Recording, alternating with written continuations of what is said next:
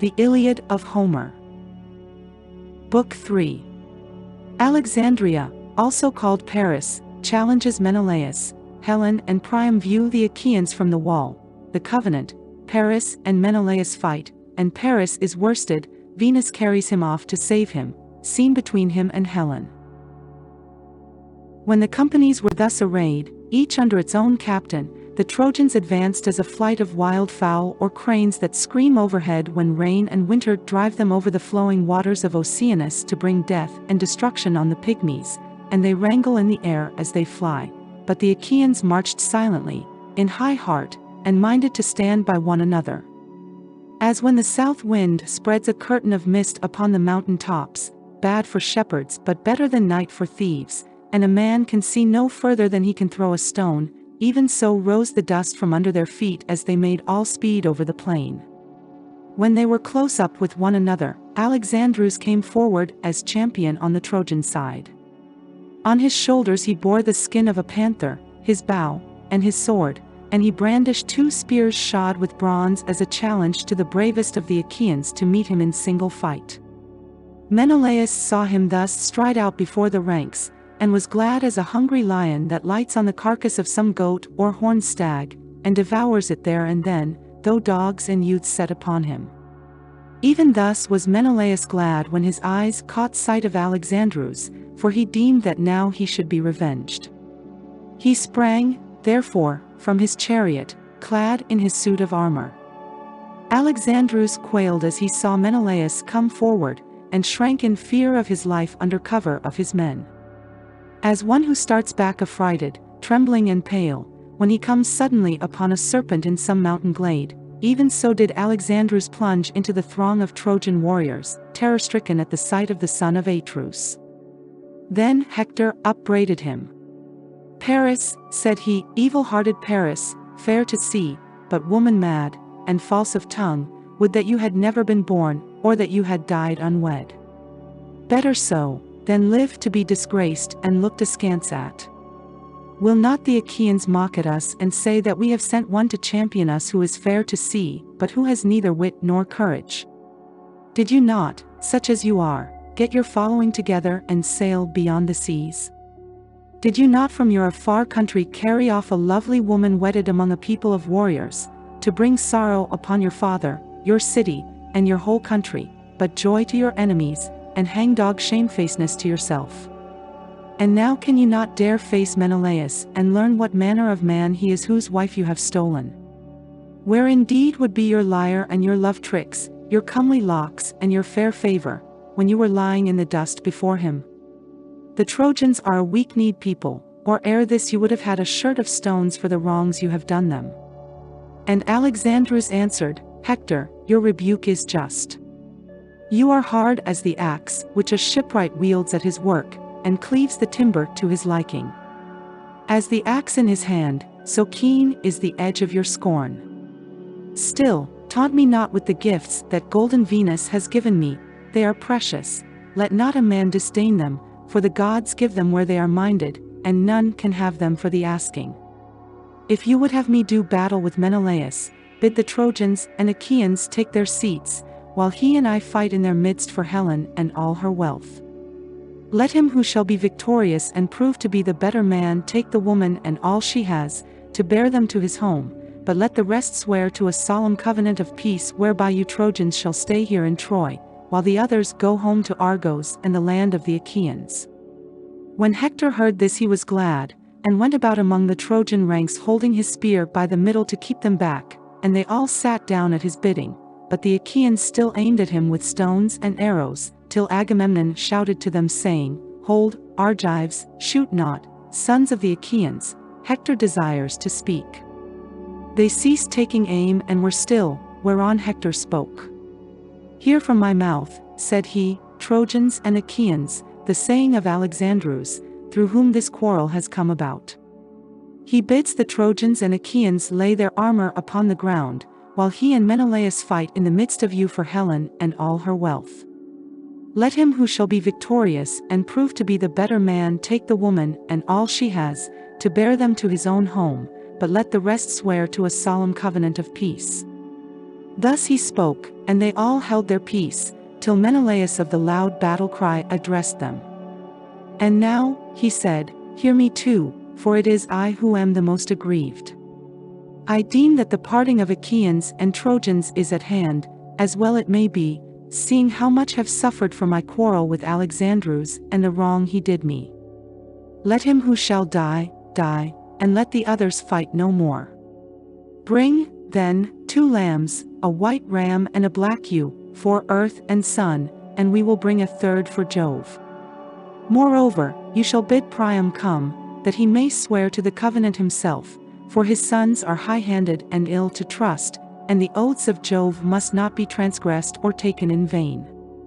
Young men's minds are light as air, but when an old man comes he looks before and after, deeming that which shall be fairest upon both sides. The Trojans and Achaeans were glad when they heard this, for they thought that they should now have rest. They backed their chariots toward the ranks, got out of them, and put off their armor, laying it down upon the ground, and the hosts were near to one another with a little space between them. Hector sent 2 messengers to the city to bring the lambs and to bid Priam come, while Agamemnon told Talthybius to fetch the other lamb from the ships, and he did as Agamemnon had said. Meanwhile Iris went to Helen in the form of her sister-in-law, wife of the son of Antenor, for Helicon, son of Antenor, had married Laodice, the fairest of Priam's daughters. She found her in her own room, working at a great web of purple linen, on which she was embroidering the battles between Trojans and Achaeans, that Mars had made them fight for her sake. Iris then came close up to her and said, Come hither, child, and see the strange doings of the Trojans and Achaeans. Till now they have been warring upon the plain, mad with lust of battle, but now they have left off fighting, and are leaning upon their shields, sitting still with their spears planted beside them.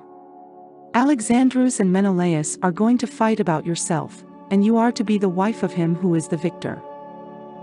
Thus spoke the goddess, and Helen's heart yearned after her former husband, her city, and her parents. She threw a white mantle over her head, and hurried from her room, weeping as she went, not alone, but attended by 2 of her handmaids, Ethre, daughter of Piteus, and Clymene. And straightway they were at the Scaean gates. The 2 sages, Eucaligon and Antenor, elders of the people, were seated by the Scaean gates, with Priam, Panthous, Thymoetes, Lampus, Clitius, and Hictaean of the race of Mars. These were too old to fight, but they were fluent orators, and sat on the tower like cicalis that chirp delicately from the boughs of some high tree in a wood. When they saw Helen coming towards the tower, they said softly to one another, Small wonder that Trojans and Achaeans should endure so much and so long, for the sake of a woman so marvelously and divinely lovely. Still, fair though she be, let them take her and go, or she will breed sorrow for us, and for our children after us. But Priam bade her draw nigh. My child, said he, take your seat in front of me that you may see your former husband, your kinsmen and your friends. I lay no blame upon you, it is the gods, not you who are to blame. It is they that have brought about this terrible war with the Achaeans. Tell me, then, who is yonder huge hero, so great and goodly? I have seen men taller by a head, but none so comely and so royal. Surely, he must be a king. Sir, answered Helen, father of my husband, dear and reverend in my eyes, would that I had chosen death rather than to have come here with your son, far from my bridal chamber, my friends, my darling daughter, and all the companions of my girlhood. But it was not to be, and my lot is one of tears and sorrow. As for your question, the hero of whom you ask is Agamemnon, son of Atreus, a good king and a brave soldier, brother-in-law as surely as that he lives, to my abhorred and miserable self. The old man marveled at him and said, Happy son of Atreus, child of good fortune. I see that the Achaeans are subject to you in great multitudes. When I was in Phrygia I saw much horsemen, the people of Otreus and of Mygdon, who were camping upon the banks of the river Sangarius. I was their ally, and with them when the Amazons, peers of men, came up against them, but even they were not so many as the Achaeans. The old man next looked upon Ulysses, Tell me, he said, who is that other, shorter by a head than Agamemnon, but broader across the chest and shoulders? His armor is laid upon the ground, and he stalks in front of the ranks as it were some great woolly ram ordering his ewes. And Helen answered, He is Ulysses, a man of great craft, son of Laertes. He was born in rugged Ithaca, and excels in all manner of stratagems and subtle cunning. On this Antenor said, Madam, you have spoken truly. Ulysses once came here as envoy about yourself, and Menelaus with him. I received them in my own house, and therefore know both of them by sight and conversation. When they stood up in presence of the assembled Trojans, Menelaus was the broader shouldered, but when both were seated Ulysses had the more royal presence. After a time they delivered their message, and the speech of Menelaus ran trippingly on the tongue. He did not say much, for he was a man of few words, but he spoke very clearly and to the point, though he was the younger man of the two. Ulysses, on the other hand, when he rose to speak, was at first silent and kept his eyes fixed upon the ground. There was no play nor graceful movement of his scepter. He kept it straight and stiff like a man unpracticed in oratory. One might have taken him for a mere churl or simpleton, but when he raised his voice, and the words came driving from his deep chest like winter snow before the wind, then there was none to touch him, and no man thought further of what he looked like. Priam then caught sight of Ajax and asked, Who is that great and goodly warrior whose head and broad shoulders tower above the rest of the Argives? That, answered Helen, is huge Ajax, bulwark of the Achaeans, and on the other side of him, among the Cretans, stands Idomeneus looking like a god, and with the captains of the Cretans round him. Often did Menelaus receive him as a guest in our house when he came visiting us from Crete. I see, moreover, many other Achaeans whose names I could tell you, but there are two whom I can nowhere find, Castor, breaker of horses, and Pollux the mighty boxer. They are children of my mother, and own brothers to myself. Either they have not left Lacedaemon, or else, though they have brought their ships, they will not show themselves in battle for the shame and disgrace that I have brought upon them.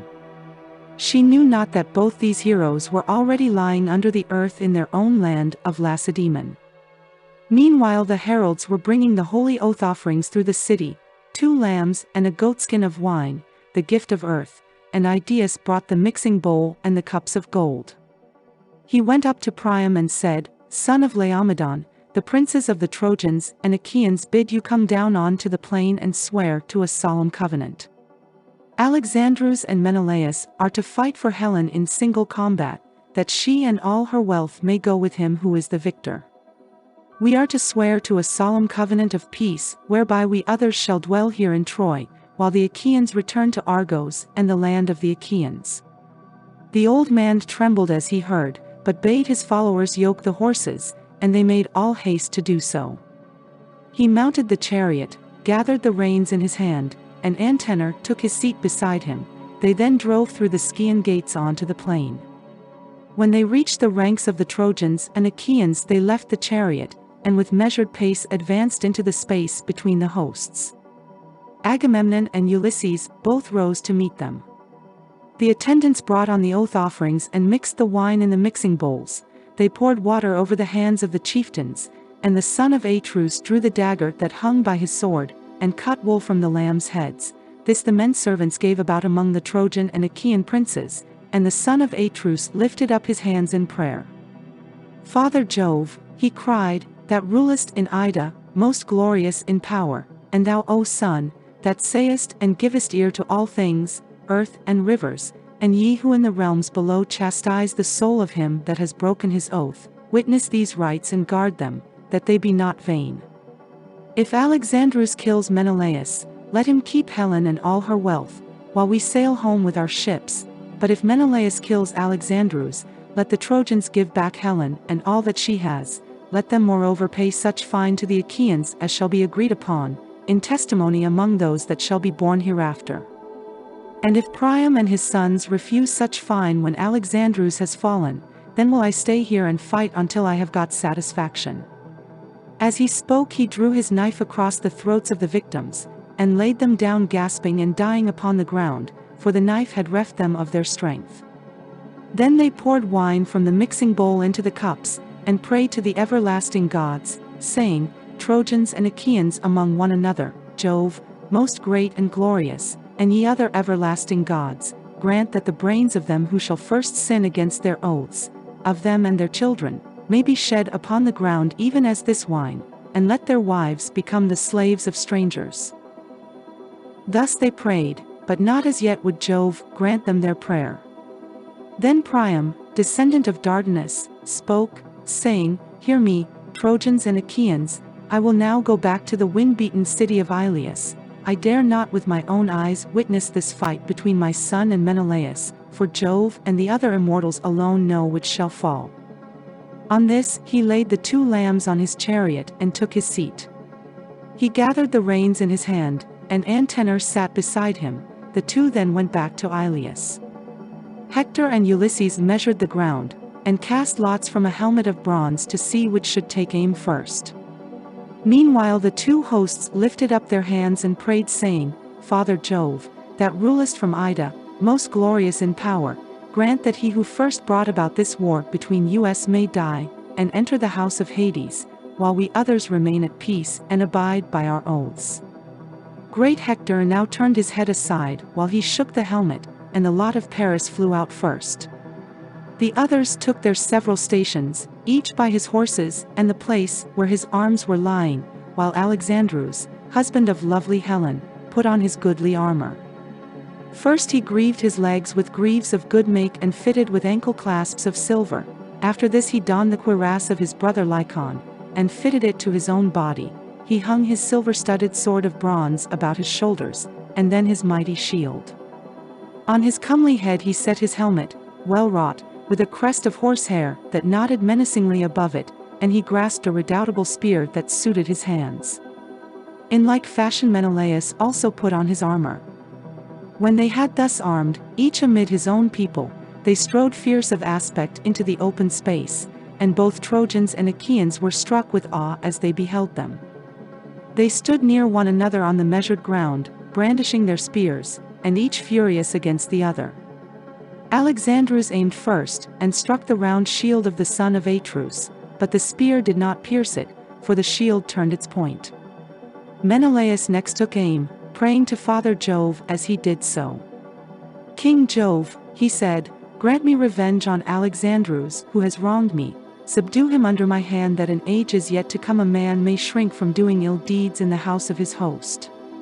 He poised his spear as he spoke, and hurled it at the shield of Alexandrus. Through shield and cuirass it went, and tore the shirt by his flank, but Alexandrus swerved aside, and thus saved his life. Then the son of Atreus drew his sword, and drove at the projecting part of his helmet, but the sword fell shivered in 3 or 4 pieces from his hand, and he cried, looking towards heaven, Father Jove, of all gods thou art the most despiteful. I made sure of my revenge, but the sword has broken in my hand, my spear has been hurled in vain, and I have not killed him. With this he flew at Alexandrus, caught him by the horsehair plume of his helmet, and began dragging him towards the Achaeans. The strap of the helmet that went under his chin was choking him, and Menelaus would have dragged him off to his own great glory had not Jove's daughter Venus been quick to mark and to break the strap of oxhide, so that the empty helmet came away in his hand.